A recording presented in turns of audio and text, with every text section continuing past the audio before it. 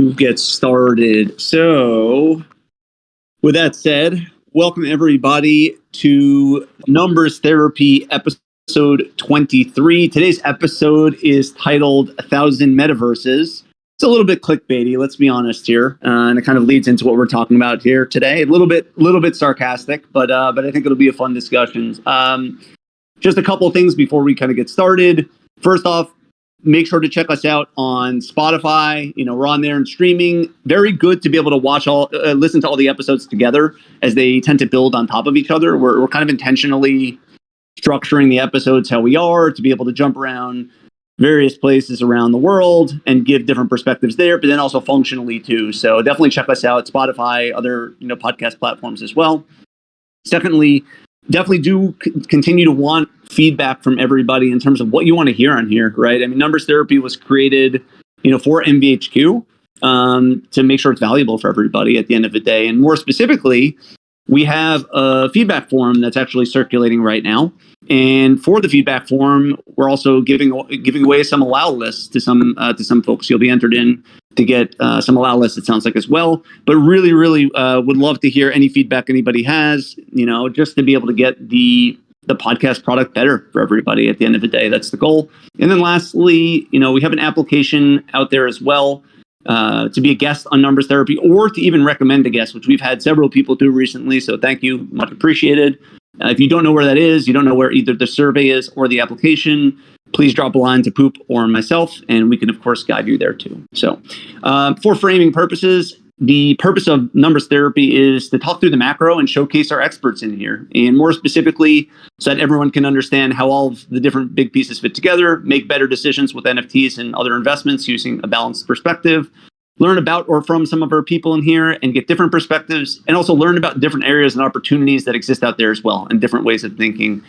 I always say, as a reminder, we have different levels of people listening live within here. Therefore, it's really important that everybody's along for the ride. So if you have any questions, we have two channels, text channels live, office hours chat, where you can drop memes and try to make us laugh as we're trying to talk seriously over here, which usually works. And secondly, we have guest questions where you can drop your questions in.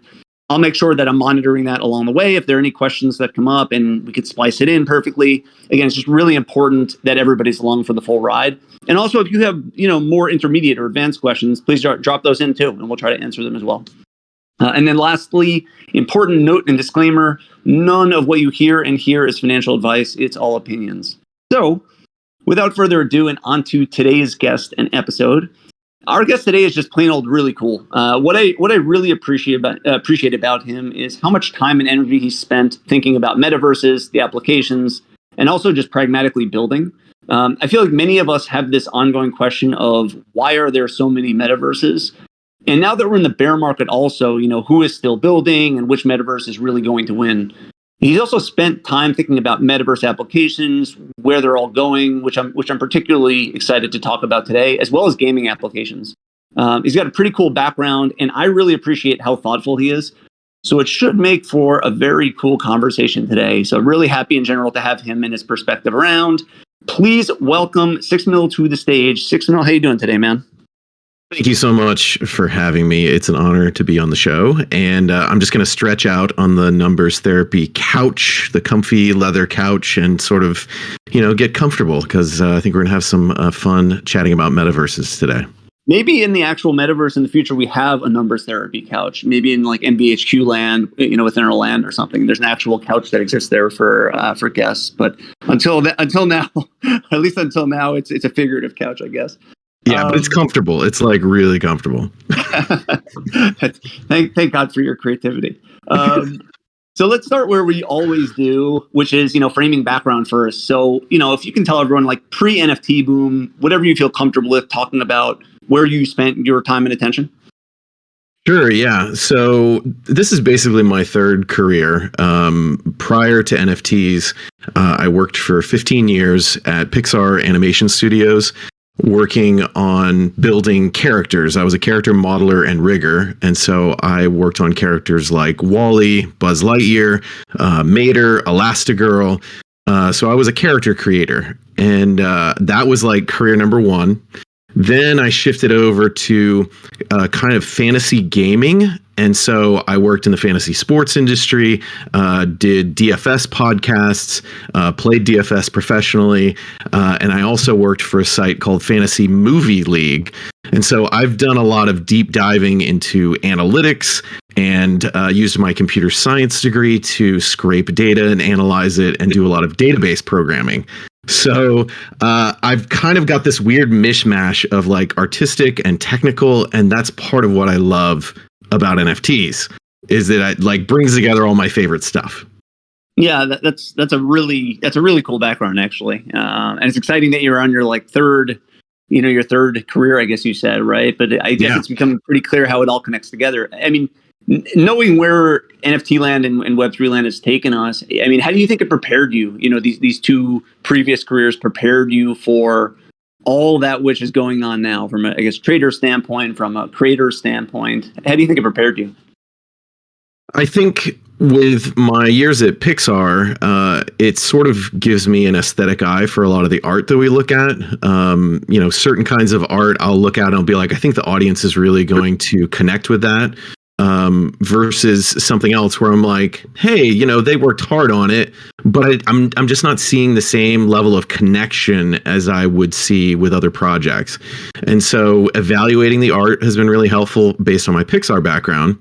And then based on my sort of analytics background, that's where it really helps to like study the data on NFT nerds and watch the trends of, you know, volume and sales and how people are, you know, finding price discovery immediately after a mint, and how can I, you know, buy low and sell high and flip some things like we like to do in MVHQ. And so it's this nice balance between sort of like long-term evaluation of a project while also studying the data to try to, you know, make some profit off things. Yeah, that makes complete sense. Did you also have background on the development side of things, or did you at least, you know, work with developers typically? Like, what was your background on the development side of things? Development in terms of like coding and coding basically. Coding. Most of the coding that I've done for myself in terms of sort of data gathering and analysis. I've also done quite a bit of work with like web design and onboarding people into products. And so one of my big pet peeves with NFT projects is when it's so confusing that I don't really know what's going on. Like when people get confused, they feel stupid, and people don't like to feel stupid. And so that's when they give up on a project and they go to the simpler thing to understand. Yeah. You and I were talking about that a little bit. I feel like there's something good there to talk about here. You know, maybe we'll get to in a little bit in the scheme of analyzing projects from a trading investing standpoint. I feel like it's a very, very cool lens to talk about. Let's rewind back to your initial encounter with NFTs, right? So you had this foundation, right? You already came from the art side of things, the data analytics side of things, the trading side of things, right? So you had like this foundation. What was your initial encounter with NFTs? You know, how did you hear about them, and what was your initial reaction? Sure. So NBA Top Shot was what got me into NFTs. And so, you know, you can kind of connect the dots there. You know, Jake and Bake was putting out these amazing office hour notes, and I would read those, and I was like, man, this guy is really saving me a lot of time. And then I heard about Metaverse HQ, and I was like, man, I want to be a part of that. And so I got in kind of on the early days of, you know, kind of as MVHQ was shifting from Top Shot over to NFTs.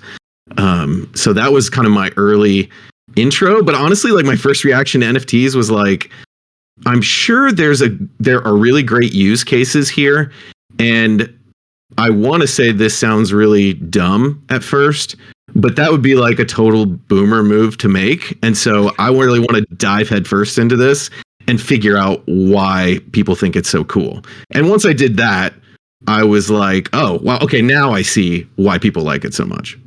So you basically just called yourself a boomer a little bit, and then you're like, but I want to hold myself back from being called a boomer, therefore I'm going to dive into it. Yeah, exactly, because no one wants to be a boomer. Like, come on. That's awesome. a big part, obviously, of NFTs is the metaverse situation that exists, right? So I don't know if you know this answer, but first and foremost, do you know how many metaverses there are out there? How many things are claiming to be metaverses at this point? Do you have any idea? And it's not leading. I don't know the answer either, but any idea what the title of the show is 1,000 Metaverses. So it could be false advertising, I guess, by positioning it like that. No, right? no. We're not going to lie to the people. I think there genuinely are thousands of metaverses out there. And because I use the term metaverse somewhat loosely, I don't think it takes much for a multiplayer video game to qualify as a metaverse. So I feel like there's a lot of multiplayer video games out there that may not call themselves metaverses, but I feel like they technically are a metaverse. I mean, you got the obvious ones like Fortnite or Roblox. Like there's a shared experience there in some sort of a virtual space. And so I kind of feel like that makes it a metaverse.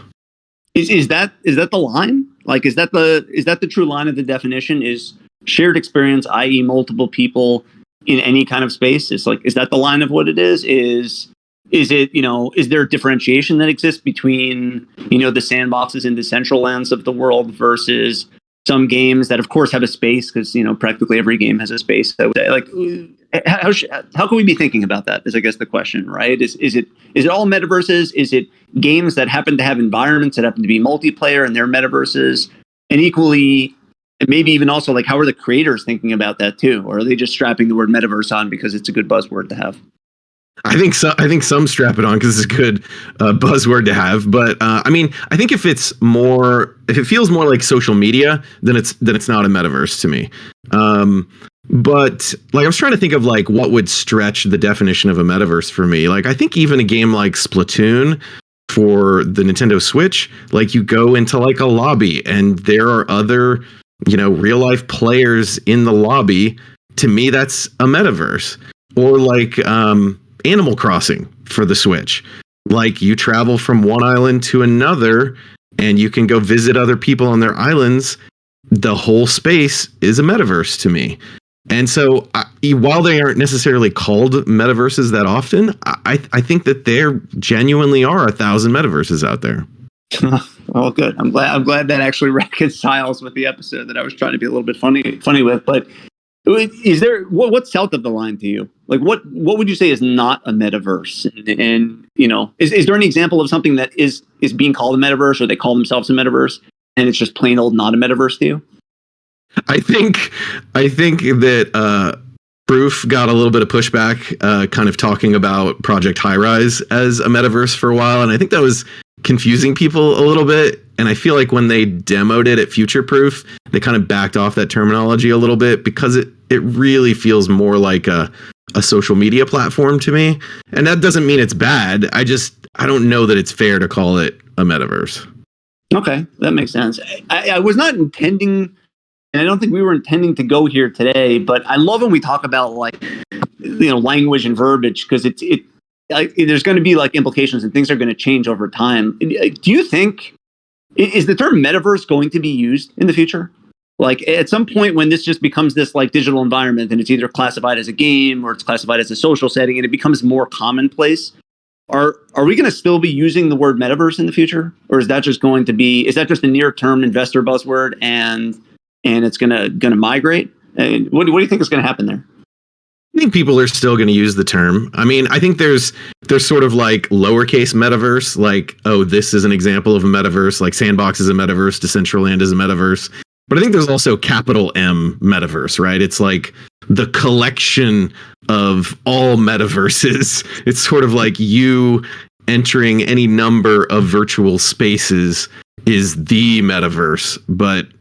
So I don't think that terminology is going away. And thanks to Facebook rebranding to Meta, as Tonkatsu points out, that's not going away anytime soon. That's a good point. Yeah, unless they fade away, I guess is the point. Yeah, I guess there is something to the fact that like us all degenerates have crossed that line into the larger metaverse, like you're talking about, right? And everybody else is kind of not yet in that metaverse. That's a good point. It's quite a kind of wider application that exists. Yeah. What about relatedly, a concept that we talked about as well is just similarly as NFTs, right?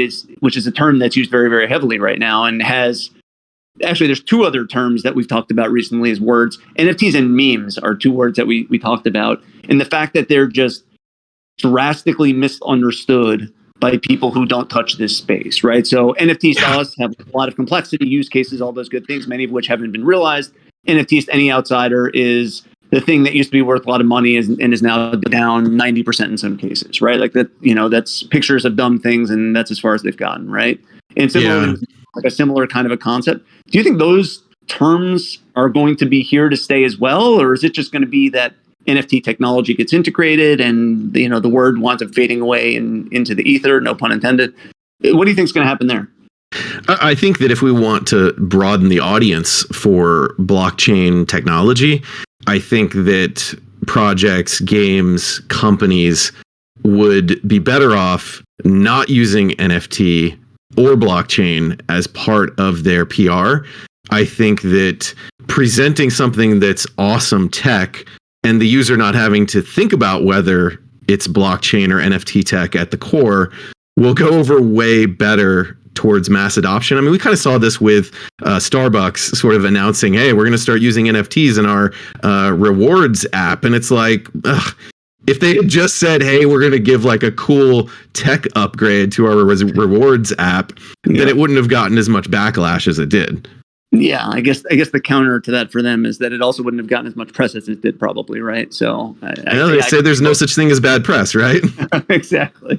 It's funny as you're saying that, because I agree. Like NFTs and memes, I think have more of a negative brand slant at this point, right? So so that's certainly a thing.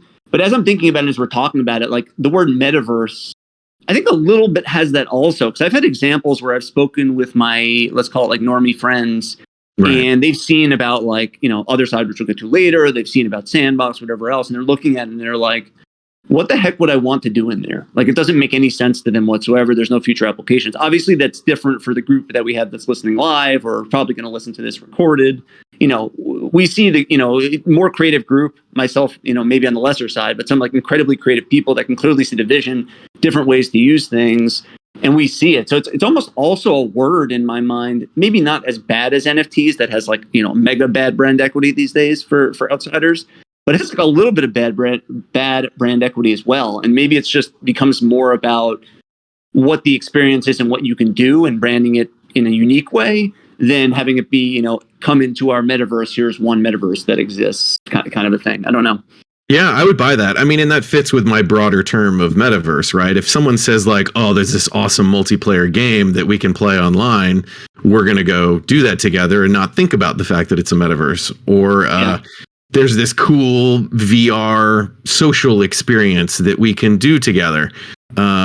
So I don't think it needs to be branded as a metaverse for it to be cool. In fact, it's probably the opposite. It's like, it needs to be cool first. And then people will be like, oh, right, I guess I was in a metaverse. And I think one of the typers here says metaverses have been around since the 2000s. And it's true. I mean, like, World of Warcraft was 2004. Second Life was 2003. Like, Metaverse isn't new. We're just throwing the term around a lot more lately. Yeah, that's a fair point. That's a totally fair point. So I know you spent more time within Metaverses. I know you spent more time, I believe, in Sandbox, which kind of suggests to me that you probably looked at the different metaverses for potential. So maybe before we get to that piece of it, which I'm very, very curious about your perspective on and your frame on it, maybe it's worth framing. Like, what are you spending your time on with Sandbox to the extent that you feel comfortable sharing? Yeah, sure. So Metaverse HQ a while back used money from the community fund to purchase a 3x3 estate of land in the Sandbox game. And so that's 9 tiles of land all connected in a square. And then the community fund also agreed to hire me to build something on that land. And so I'm actively building things on that land, and I post sort of little updates in the Sandbox game thread that's in MVHQ, where people can kind of like chime in with their thoughts on the build. And so I'm trying to create an experience that has gaming elements to it, interactivity, goals, quests, but also as a large social experience as well. Like there's a social hangout area to it, because I think we've got plenty of space. A 3x3 is a ton of space in Sandbox. And so I think it's good to have both sort of an interactive experience as well as a social experience on our estate. Okay, can we put 3x3 in perspective for everyone listening, and frankly for myself too? Like, for instance, a numbers therapy sofa, how much space does that take up in a 3x3 space, for instance? Sure. A numbers therapy sofa is probably 3 blocks, 3 meters, let's say. Actually, that's a pretty long sofa. Yeah, I'd probably make it 3 meters by 2 meters. So it'd be like a 3x2 block sofa, and that might even be a little big. And how many blocks are in a single space? So one piece of land in the Sandbox is 96 wide by 96 deep by 128 tall. And you can think of them like Minecraft blocks. I mean, it has a very Minecraft sort of aesthetic to it. And so if you've ever played Minecraft, it's like 96 by 96 by 128 for one piece of land. Yep. So if you're looking at a 3x3, it's still 128 tall, but it's, what is that? 288 by 288. Yeah. And Shitachi makes a great point. The character, the avatar, is 1x1 footprint and is 2 blocks tall. Yeah. Okay. So translation, huge space, plenty of room for all this good stuff, basically. Okay. It's a ridiculous amount of space. Like the land that I'm building, it's like, oh, there's a castle in this corner, and there's like some volcanoes over here, and there's like this crazy jungle experience in this corner. It's like there's just plenty of room for stuff. Very, very cool. So originally, right, obviously you spent more time with Sandbox. I'm assuming, though, at some point you spent some, you're spending some time like assessing the different metaverses, right? And you landed on Sandbox. So there's obviously some good reason that, you and or the community landing on Sandbox. I mean, what is that in your opinion, right? Like, why is Sandbox, in your opinion, better, stronger than maybe the other metaverses that exist? And I think that's like, I think it's an important question for everyone listening, for myself, because at times, obviously Sandbox is very strong. They've got good funding, good partners, all that kinds of good things, right? But it can become a little bit fuzzy at times, right? When you're seeing Sandbox versus Decentraland versus the many others that cropped up versus the game-driven ones, and kind of forecasting where that's going to go. What is it you like about Sandbox particularly? Sure. So when I first sort of picked Sandbox as my favorite choice to start creating in, it was probably, so Sandbox was one of the first NFTs that I bought, was Sandbox Land. I guess it was back in like April or May of 2001. I mean, 2021, not 2001, 2021. So last year. I guess that was almost 18 months ago. So at the time, I really felt like there was only 4 blockchain-based metaverses that were big enough to take seriously at that point. It was Somnium Space, Crypto Voxels, Decentraland, and Sandbox. And I kind of played around with all of them. And Decentraland has been around for a while, and it's probably the most used blockchain-based metaverse.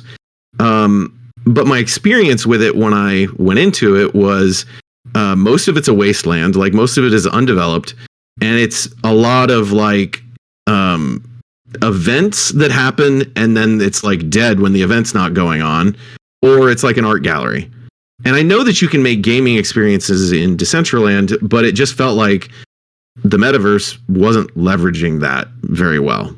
And so that was a bit of a turnoff for Decentraland. Plus, Decentraland's polygon counts and space that you get is much smaller than Sandbox. And so as a creator, I looked at those limitations and I was like, man, that sounds like that kind of sucks. I would love to find a metaverse where I can build more on a single piece of land. Mm-hmm. It pretty much came down to those two after I looked at all 4. Crypto Voxels had some similar problems as Decentraland, but felt even less developed. And Somnium Space seemed to have some cool features, but it just didn't seem to be catching on as well as Sandbox and Decentraland. Okay. So, I mean, obviously the part that you're talking about of having space is definitely a plus, but it sounds like the main factor at the end of the day is adoption and scale, right? Economies of scale kind of a thing, right? And making sure that whichever platform we choose, there's going to be kind of network effects that exist, right? There's therefore going to be like cross engagement activity going on. It's not just going to be these like very one-off events like you kind of described with Decentraland. And it sounds like Sandbox, so far at least, is at the time and even maybe still is the one that you feel confident is going to have that action basically. Plus, Sandbox is pushing a very game-centric metaverse. Like, they're trying to build tools that make it easier to build interactivity and build gaming experiences. And I feel like for a metaverse to succeed, even if it's pretty heavily a social experience, you still need a certain degree of interactivity to keep people's attention at that event or in that social situation. Yeah. You know, so that was kind of my perspective, I would say, like a year ago, let's say. Mm-hmm. I have been a little bit disappointed with how slowly Sandbox has developed, though. And I wish that their tools for interactivity were a little bit easier to use. I think they're like just difficult enough that it's going to scare off some of the more casual creators. And so I'm not saying Sandbox is bulletproof or necessarily going to emerge as like, oh, it's going to be the blockchain metaverse that crushes everything else. They've got some things they need to figure out too. Yeah, that makes sense. Can you give an example of the interactivity tools you're talking about? Are you talking about developer tools, or what are you referring to here? Well, so they're really trying to make it so you don't need to know any coding, and you really don't need to feel like a developer to add interactivity to the experience. But let's say you want to have a switch in one part of the map that causes a gate to open in another part of the map. You have to, create a tag on the gate that is triggered by the switch. The switch has to send a message, and you have to label the message, and then the gate you have to set it up to receive the message. And it's trying to be clever and not require coding, but you have to it feels like you have to make like 5 different choices so that switch will talk accurately to the gate to open it up when the player walks over and hits the switch to open the gate. And after you've done it a while, it's like, oh, okay, it's not that big a deal. So you might talk to intermediate or expert creators in the Sandbox and then be like, whatever, it's not a big deal. But my point is that it'll scare off those people that are like, ooh, it's probably not harder than building in Minecraft. I'll just build like Minecraft. And then they'll be like, oh, it's not like that. Yeah. So it's not necessarily that it's a coding thing because they're making it no code. It's that their no code formula, their no code structure is complex. Is I think what I'm hearing. Just complex enough. Like I wouldn't. It's like just enough of a hurdle that it's annoying. Now, if you want to go into Sandbox and you just want to build with blocks and not have any interactivity, you can build a cool Minecraft landscape pretty easily without having to be a tech head or have much patience. But as soon as you want interactivity, it's like that. I don't think many people are going to pass that barrier. Yeah. How are you finding the developer community within Sandbox also? Do you find, given the fact that everybody wants something where network effects are powerful, and like you kind of suggested, was a flaw with Decentraland or the others, there's not much else going on the rest of the time. This is the opposite, right? Which is the stronger we make the overall ecosystem, the better it is for everybody. Do you find that being reflected in the community where developers are kind of cross-pollinating and asking each other questions and helping each other out? How has that been for you? I think there are pockets of people who are helping each other. I wish that community was bigger. I find that there's a handful of really good YouTubers who are working very hard to create sort of like a bunch of how-to videos. I think one of the things that Sandbox has working against it is that the name Sandbox is so common that searching the internet for help leads you to 5 different games. And so when I'm used to like coding in Python, it's much easier to be like, oh, I need help with Python. I use that as the keyword and I get coding help like immediately. But when I type in sandbox and I try to, add some keywords to look for help, I get help for like 3, 4, 5 different games, it feels like sometimes.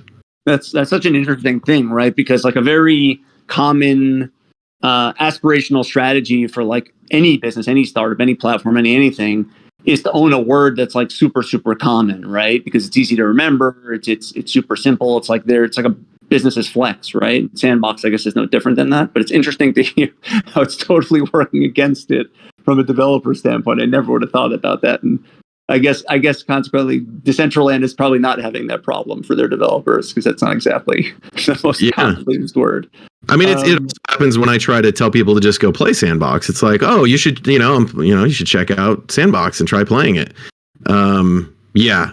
Shitachi put it precisely. Weak SEO. It's an SEO problem. The search engine optimization is not going great for Sandbox, and that's frustrating as both, onboarding and as a creator. Yeah. That's super, super interesting to hear. I'm also surprised about the community, but hopefully that gets better over time. And maybe there's a way, to create incentive mechanisms and currency mechanisms and other things like that to be able to, I don't know, create another layer within there, right? Such that it's not just like the Sandbox team and then like the developers, and that's kind of the only things that exist. But instead, some of the more experienced developers like yourself or whomever else can have some kind of incentive structure that exists to be able to mentor or advise or whatever other Sandbox creators. I'd assume that's a pretty limited group of people who have that skill at this point, right? Like how many developers, do you have any idea how many developers there are on Sandbox at this point? I don't know exactly. Maybe it's probably less than 500. It's probably in like the 200 to 300 range. And I think that's a huge problem because when you've got 166,000 pieces of land, I don't know how less than 500 creators are going to populate that land. No. And so the thing that I loved about Sandbox having so much space is also something that concerns me for the future. Yeah. I get more excited about metaverses where they gamify creating, where it's easy enough for a regular person to create stuff and they're incentivized to create stuff. And that's where, I catch little glimpses of sort of like the other side light paper. And I go, it sounds like maybe they're doing a little bit of that. But it's tough to say because other side's still pretty mysterious. Yeah. I mean, it sounds like a totally reasonable idea, right? And having a bit of a curve there that exists too, right? To catalyze the initial people so you can kind of get momentum and then it, flattens out over time, right? Because you can't persistently reward people that way. Otherwise, it's kind of unsustainable. It doesn't work. That sounds like a very reasonable idea. So I guess the related question then that I have in my mind, at least, and maybe others do too, is, okay, so you assess these platforms, right? You assess Sandbox, you assess, CryptoVoxels, Decentraland, et cetera. Decentraland, like you said, has been around for a handful of years at this point, right? And you seem to have a pretty good eye on this and determined it's just not lively enough. Like art galleries at events are, and dead otherwise, that kind of a thing. So what happens with Decentraland at this point? Is it a space that's only going to be used for certain use cases that's like just very, very different than Sandbox? So Sandbox is going to be more gaming centric, more 24/7 active, things always going on, concerts, games, things like that. And Decentraland going to be used as like a slow paced, I don't know, an art gallery or something, and really slow, non-continuous customer experience elements? Or what's going to happen with Decentraland? What happens then? Yeah, I mean, that's a great question. I mean, obviously the people who love DCL are going to keep working hard to make it relevant for as long as possible. And let's be realistic. The thing that Decentraland has going for it right now is that it is a full metaverse that actually works. I mean, Sandbox is releasing these alpha experiences, which are sort of like a collection of games with some portals between them. But Sandbox has a ways to go before it's like a full metaverse, I feel like. So Decentraland, for now, has this sort of, I guess, has captured a piece of the market where it's like, dude, I can send you a link. You click the link, you plop down in a very specific plot in Decentraland, and you're immediately where you need to be to experience the Decentraland metaverse. And so I don't want to like dance on its grave preemptively because it does have some things going for it. I'm just concerned that if it doesn't adapt and grow and get some more varied experiences, that people might move on from it. Yeah. I mean, you can almost like kind of quantify this to some extent, right? Like from the sandbox perspective, it sounds like it's a development issue, right? Like development wise, they're just behind the curve compared to Decentraland, right? So you look at how long it's taking them to develop to this point, how much else they need to do on the roadmap to be able to be public and not just an alpha or beta and be on your way. And whereas with Decentraland, you look at the reverse, it sounds like you look at what the adoption path has been for developers and to be able to fill up the metaverse to some kind of critical mass with whatever, so to keep interesting, how long it would take them to get there. Without even knowing those numbers in either case, it sounds like it's a little bit of time off in both cases, right? We have to be at least like, I don't know, years off from having some kind of decent activity in these places. Is that fair? Yeah, I think Sandbox is hoping to sort of like launch what you would consider like a full metaverse. I think that might be like spring of 23. I mean, the way that their deadlines keep slipping, it wouldn't shock me if it was like summer of 23. Like we might be 9 to 12 months off from Sandbox really feeling like, hey, anybody can build on their plot and it's like a full metaverse now. But I think that their land sales are supposed to go way out. Like they're really going to stretch the last of their land sales out through 2023, if I remember their roadmap correctly. Yeah, it's like I feel like it's one of these things that, being an investor, being attached to these, and even just liking gaming and appreciating metaverses, that kind of a thing. It's like kind of frustrating, right? When you attach to whatever your favorite game was that was developing, and it almost every single one just took longer than everybody expected, right? It's coming out soon, the beta's coming out soon, and then we're going to fast follow with full release and be on our way. And, it kind of didn't happen time and time again.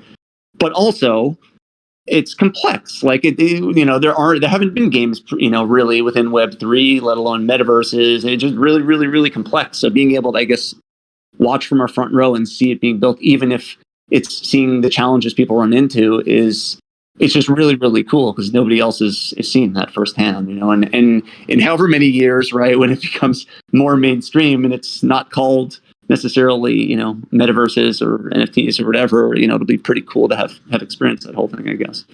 Yeah. And I want to be at the forefront of that, right? It's like, I don't want to sleep on this and then suddenly there's an explosion of some metaverse that really catches fire in the mainstream market. Yeah. And a lot of these metaverses are getting smarter about having interoperable assets. They're trying to agree on file format standards. I think that the other side is, really pushing hard on the GLTF format, which I think some other metaverses are pushing hard on. And so even if you build something for one metaverse and it crashes and burns, you might be able to take those same assets and put them in another metaverse that is actually thriving. And so I'm okay with, improvising a little bit, going along for the ride and pivoting where I need to stay on top of the game.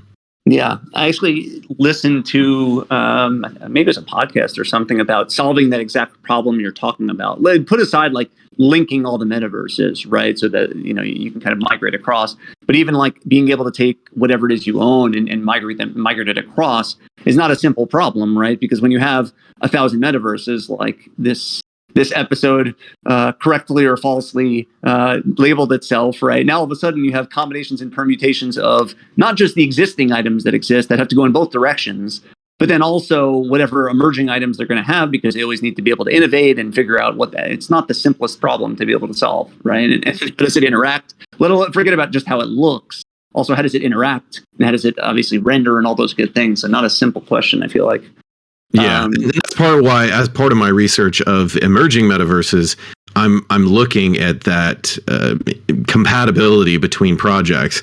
It's much easier to take a risk on a project if I'm like, oh, And there's 5 other projects using those same style of assets, because I know my work won't be completely trash in a few months if it doesn't work out. Yeah, that makes total sense. So I mean, with the 3 or 4 that you listed out, maybe even others, where do you think these metaverses are all going? Will they all exist? Will they be connected? Like, what do you think is the right way to think about that for anybody? Anybody that's not as familiar or hasn't really formed an opinion or a position on that, or just maybe technically, is not sure how to think through it. How do you think about that? I think there are some metaverses who are talking about like trying to be interconnected and trying to have, and part of that is having similar file formats or,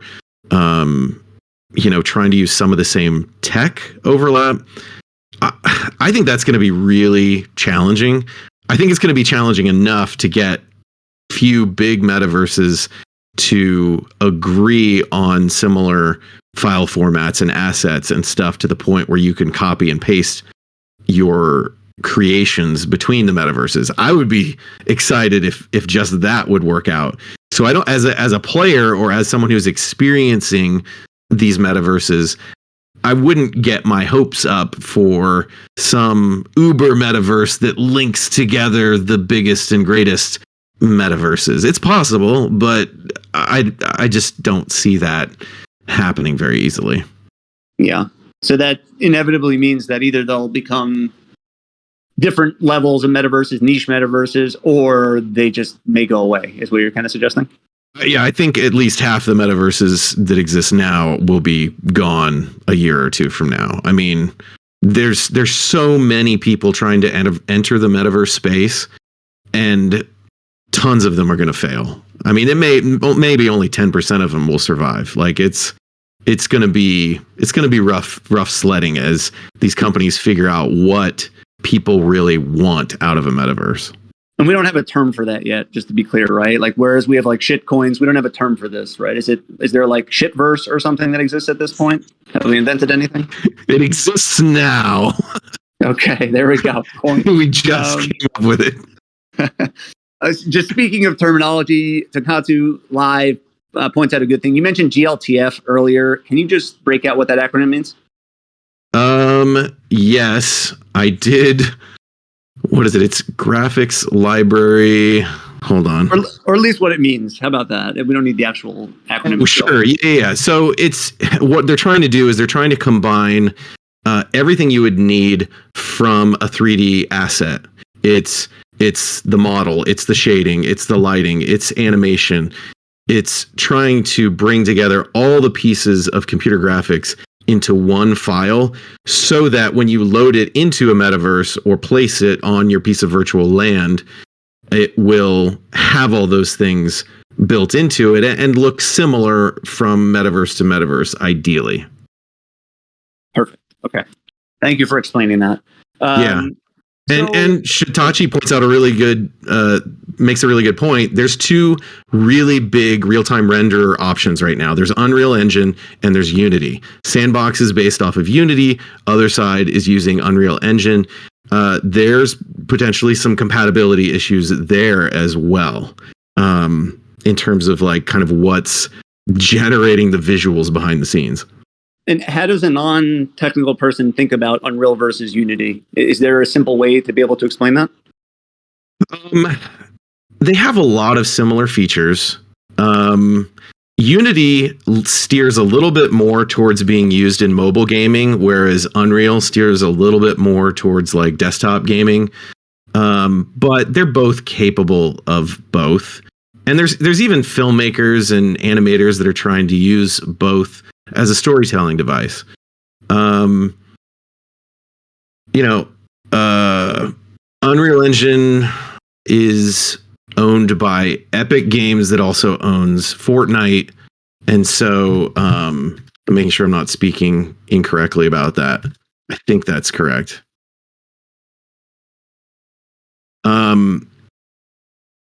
Yeah. And so you see some games and gaming companies pushing these real-time renderers as part of their partnerships. I also believe Unreal Engine was a key partner for doing like The Mandalorian for Disney Plus, like that sort of real-time rendering they needed to do virtual camera work on the set of shooting Mandalorian. So these engines are used in a variety of ways. Yeah, Stark says yes. It's called the volume, where they've got like all these crazy screens around the set, and Unreal Engine real-time renders sort of the set extension into the screen, so that it feels like you're in the middle of a desert or in the middle of the mountains or whatnot. Very cool. Thank you for explaining that. Much appreciated. So, Yeah. All right. So take where we are. Fast forward 2 years, 5 years. What do you think, in your opinion, will be the prevalent use cases of metaverse at that point? Is it going to be more entertainment centric? Is it going to be more day-to-day things, i.e., like work and office meetings and things like that? Like, how do you foresee this going over the next 2 or 5 years? I think, I think it'll be used in a variety of ways. I think that it'll be way cooler than Zoom calls for work, I would hope. So I think that it'll replace some of that long distance collaboration work, I would hope. I think that it'll, just sort of like upgrade some of the shared virtual experiences that we have today, right? It's like everyone gets online to play Call of Duty together. I think it'll just be like a cooler version of that, and it will feel more immersive and potentially be more social. I sort of feel like it's like an upgrade of a lot of the things that we're doing today. I don't know that it's going to be like this dramatic game changer. Yeah, just more interactive, cooler elements attached to it, that kind of thing, let alone from the other side, I guess, stickier, intentionally stickier too. Is that a reasonable summary? Yeah, I get super excited about it because I want to see these other areas grow. But I don't know if everyone's going to look back and be like, oh my gosh, thank goodness for the metaverse because it changed my life. I think it'll just be a good thing. Isn't that like a pretty awesome and hopeful thing to some extent, right? Because it kind of suggests that one of the challenges we're having now, right, that we were talking about earlier, is that people think of this world as so polarizing and different compared to what they're doing now. Hence, they won't enter it because they're like, what the heck is this metaverse thing? What the heck are NFTs, et cetera, right? So isn't it to some extent like the closer we can bridge it to what people are already doing and just like, just lightly nudge them in, right? So without even realizing it to some extent, that's a better path to adoption. That's how I feel. I'm really, I am not maybe as like rah decentralization as some other folks. I like the transparency of the blockchain. I love the technology and the potential of it. But I do think for blockchain technology to grow, it needs to reach more of the mainstream. And I think that there's some like trusted brands out there that are going to help this technology reach the mainstream, possibly without them even realizing that's the technology they're leveraging, right? So I get kind of excited when I hear of big brands experimenting with blockchain tech or metaverse presence. Even though Starbucks sort of like didn't really do a great PR job with their thing, I was like, oh, well, it's kind of cool that they're trying to leverage that tech. Or Epic Games, putting blockchain games on their store. I think that that's a great step for blockchain adoption. But as soon as you start throwing around terms like NFTs and blockchain, I think the majority of the hardcore gaming population is like, I don't want any part of that. So the PR needs to have a little different spin on it, I think. Yeah, that makes total sense, and a little bit of maybe time too. I can't chime in, by the way, on the comment you're making about existing brands, because if I mention that, I'll get virtual or digital tomatoes thrown at me again for mentioning the Web2 brands that I like, that kind of thing. So we'll leave it at yours. Things. And I'm not like a Starbucks fan. I just bring them up because they tried something not that long ago, and So hopefully, one of our fellow folks is or isn't listening, depending upon your answer to this. Our fellow folks cough drop. The million or multi-million dollar question here is that's on some people's minds. How does other side fit into this, in your opinion? Where do you think they sit? What's their position in the current context? Like, where do you think that is going to land in the scheme of metaverses? I have lots of optimism for other side, but I don't want to get like too crazy excited until they deliver on more things. Based on what I'm reading in their light paper, the things that fascinate me most about it are, it sounds like creators can create a template object. They can create template assets, and then players or people who want to build on their virtual land will be able to purchase that template, pair it with resources that they have gotten from their lands, and then they can put a version of that on their land. And so I think that there's kind of two layers to the tokenomics of other side that I think is hopefully going to strike a good balance. One, there's a great creator economy where they could potentially make some real money off of creating things. And that's kind of isolated a bit from the tokenomics of all the resources that are required for more casual creators to expand their land. And I think that's a real key way of making a metaverse succeed, is that play to earn is sort of like a term that's like really negative right now. I much prefer like create to earn. Like, I want the creators to be encouraged to create more stuff, because that makes your metaverse more vibrant. It gives people more options to work with. But I kind of want the game developer to control the tokenomics of like the resources and the in-game currencies. I don't want the people who are trying to make money off of the game to necessarily make big shifts in those tokenomics. That's really hard for the game creators to stay on top of and keep in balance. Yeah, that makes sense. It kind of connects to like a better version of open source model, right? And encouraging the growth of the ecosystem, which is good for everybody, but having the right incentive structures. So we have a couple questions. I think part of what we were talking about a couple minutes ago was the fact that there's kind of like this potentially smooth transition from what already exists into metaverses, right? So it's not just going to be this like heavy step function thing where it's a totally different circumstance per se, right? But it's kind of what already exists, but an evolution of it. And TGB's asking, other than decentralization and privacy, is there anything that would truly make metaverses feel revolutionary in your mind? Yeah, and then he follows it up by asking about augmented reality, which I think is a good question. I'm a much bigger fan. What's that? I was going to say, we do love people who ask questions who also answer them at the same time too, enabling us to kind of just to chill out and not have to answer them, which is great. We encourage this. I like this point because I'm a bigger fan of augmented reality than I am virtual reality. I think there's so many amazing applications for layering a virtual experience on top of a real experience.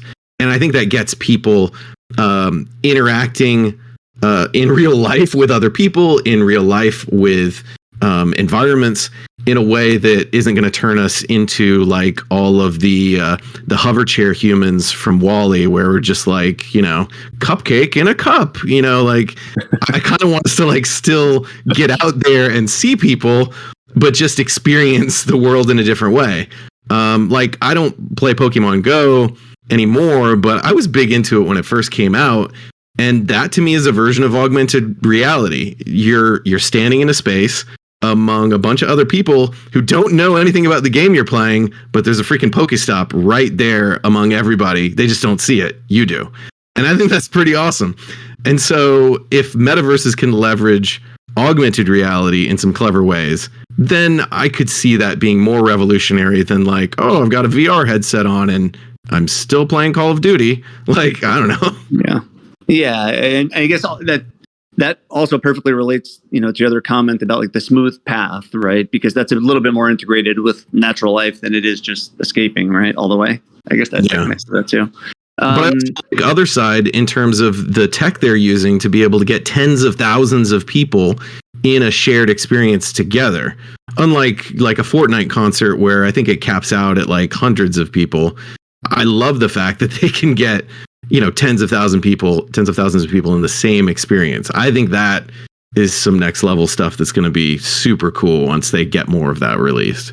Yeah. So talking gaming a bit relatedly, our boy Mitch is asking the question of which Web 2 game do you think is prime to migrate to Web 3? Again, NFA, okay? This is an NFA audience here. These are opinions only. But go ahead if you have something in mind. Yeah, that's a tricky one because a lot of these really great Web 2 games have already established a set of tokenomics that is very centralized, right? Like if you look at, say, Fortnite skins or aesthetics, that would be like a perfect example of like, man, all that stuff should totally be NFTs that you can sell and buy exactly what you want. Like with Fortnite, there's like the season 1 skins that you can't really get unless you sell the whole account. Like that would be so awesome if people had control over that kind of stuff. But the tokenomics of that and the money that Epic Games makes from controlling that and keeping it centralized is just, I just don't see why they would switch it to be blockchain based or NFT based, right? But some of these game makers that have made great games like that can try to come out with a new game where they rethink the tokenomics from the beginning, from the ground up. And that gets me excited. Or some of these people who have worked in Web 2 gaming have quit their jobs there and have been working on Web 3 games for a year or two. And sometimes in secret. So we see projects like the people working for Tribes working on Lost Realms, or we see like Helix, which has its mint next week. It's kind of like a Grand Theft Auto kind of looking game that's blockchain based. Some of these groups I get really excited about because they've either got a little bit of VC funding to fund like a year or two that they've already developed, or they've just put in their own time and money for a year or two to do pro level game development before even launching a mint. And so I'm keeping a really close eye on games like that are yet to come. I mean, if I can maybe put like a cynical but positive, view on that situation, like the example you were giving with Fortnite, right? Which is, of course, they're not going to change it and overhaul it now while their economics are good, right? But it kind of comes down to like a little bit of an attribution thing to some extent, right? If the only reason people care to play games, right, is because the quality of the game, and that's it, and that's like, on average over everybody, and that's the best game, then it's going to continue in the same path that it's going, right? But as long as any portion of why people care about games in general is now because of earning and, the fact that there's NFTs and it's technology that they like, which may take a little bit of time, well, then they and everybody are going to be under heat at some point, right? And you better believe as soon as they are feeling any heat, they're going to make an adaptation, much like, Facebook made with what they did as well, right? So I feel like there's a probably, maybe not immediate, but natural path to everybody having to like cannibalize their own business, right? To make sure that they're not screwed and left in the dark, probably. Yeah, that's a good point. If Fortnite, I think, is a little bit on the downswing right now anyway. If it dropped a bunch further, I could see them trying to make a dramatic shift.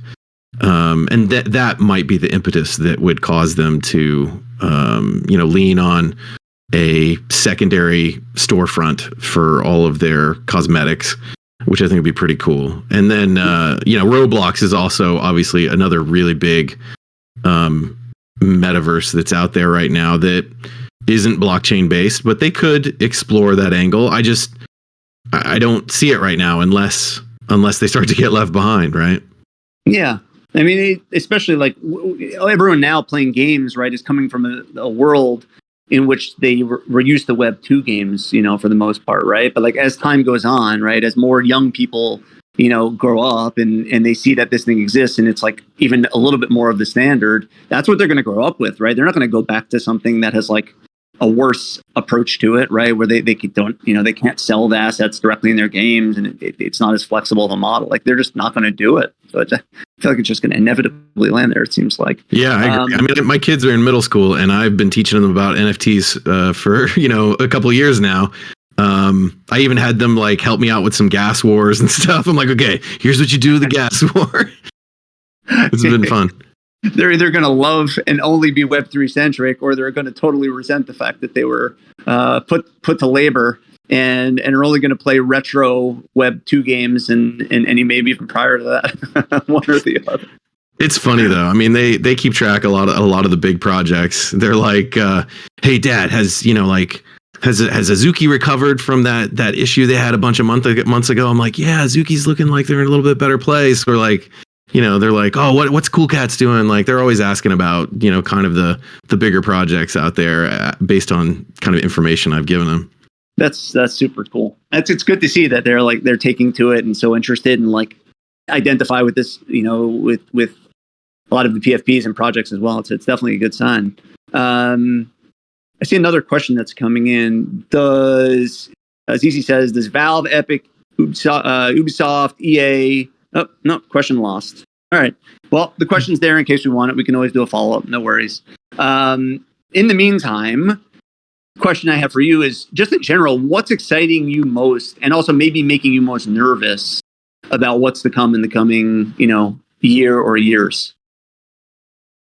I think I get really excited about like a large-scale social experience. And so that's part of why I get excited about the potential of the other side technology. I like, metaverse experiences that create strong communities and friendships, right? It's like, I mean, we're in Metaverse HQ. We know this. Like, we get online, we go into Discord, and most of them, we don't really expect to make real friends on the internet. But if you find a place like MVHQ, you find a place like maybe some of these metaverses that create an amazing environment and community, I think there's real potential there to have long-lasting friendships. And then you go and hang out with people at like NFT NYC and see them in real life, and it's more than just an online friendship. So I think it helps bring people together. So I get excited about that sort of thing. Yeah, imagine like even today, right? Like even like, what is it? Almost 2 years. Sounds crazy to say, but almost 2 years after like Top Shot Rise and beyond, and this has been around and floating around, like you still can't go to your friends that are outside of this space and explain what you just explained to them. Like they'll think you're ludicrous if you explain that to them still. Yeah. And I thought it was a little crazy before I dove into it too, right? It's like, well, I've got real life friends. Like, why do I want to go online and hang out with people I don't know? And that's kind of a short-sighted way of looking at it.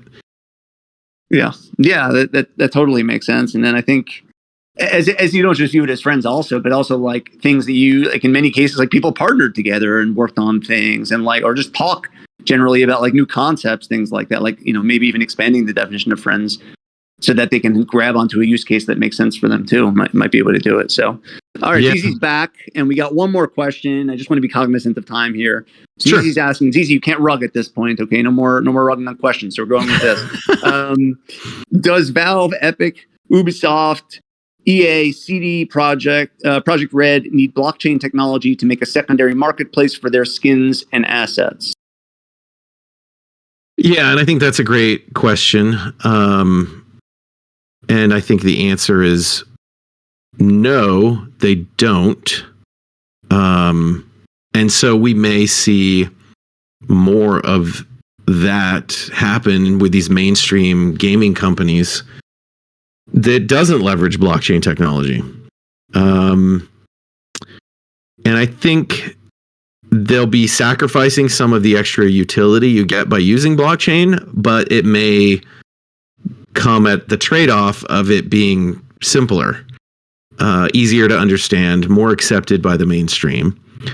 And so I sort of feel like of the major gaming companies that aren't blockchain based, that Epic is really the only one that's kind of like pushing into the blockchain space. Maybe I've missed some news snippets or other things. But I don't feel like most of these other traditional gaming companies are pushing into blockchain so much. Tonkatsu is saying that Apple is. I could see that. But right now, in terms of like platforms and PC gaming that I'm most familiar with, Epic seems like the one that I'm sort of following closely and what they're offering. And maybe just a related question is, if this is where they're headed anyway, right? To have secondary marketplaces for skins and assets, why would they not attach themselves to the blockchain? Like, what would be the rationale there? Is it cost? Lack of control? Yeah, I mean, I think it adds more complication to it. I think that it takes away some of their centralized control. I don't think the mainstream public values the blockchain technology enough for them to put in the extra work and give up that extra control. So, you asked earlier about like, well, what is like one of my worries or concerns in this space is just how long it's going to take for the mainstream to adopt it, or for the tech to get easy enough that we don't have to say like, oof, man, adding blockchain to this, I don't know, man, that's like a whole extra set of costs, Yeah. Well, that's absolutely awesome. It's just been a really great episode talking through this with you. I mean, I feel like you were able to just unwind. I'm sure there's still many questions. There's so many layers to this, but you were able to unwind so many good elements and challenging elements for folks that are listening live. I think folks that are going to listen afterwards on the recorded, same concept as that. So I'm really appreciative that you came on. I love the questions and the kind of the live discussion that's happening too. I mean, there's just a lot of elements to it, a lot of different companies, different philosophies, all sorts of things. So really appreciate everyone listening live as always as well. Next week, we will probably be back to our usual schedule. So definitely stay tuned for that. And otherwise, we will see everybody down in VC1. So thanks so much.